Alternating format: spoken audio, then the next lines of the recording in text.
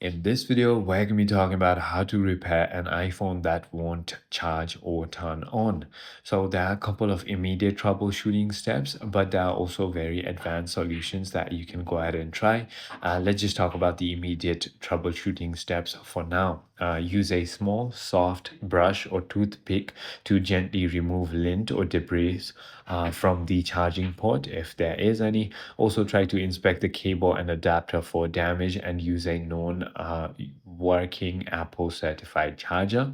Also, use a wall outlet instead of a computer or power strip and allow the device to charge for at least 30 minutes as a completely dead battery may not immediately show display. If that is not the case, then you could also try force restarting by simply quickly pressing and releasing the volume up and quickly pressing and releasing the volume down button, then holding the side power button until the Apple logo appears.